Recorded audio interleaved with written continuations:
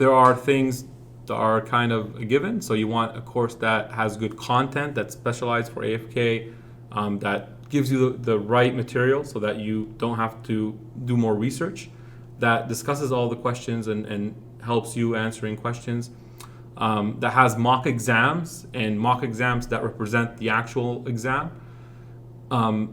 Things that not all courses do. So we provide these, for example, online lectures are recorded so that if you missed any lecture, you could make that up at home. Also, even if you didn't miss the lecture, you could watch the lecture at home. So it's like almost you're taking the course twice when you take it with us. Also, you want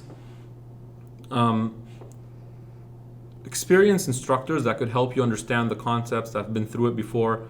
I think those are some main features. Now, some bonuses could be if there's quizzes, online quizzes. We have that. We offer online quizzes and also an online forum, which is online support basically for all our students. So if they have any question one day at home, they could post a question on the forum and one of our instructors would answer.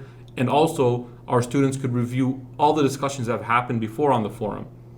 That's all, good features, main features that you want to find in the course, and we focus on providing that.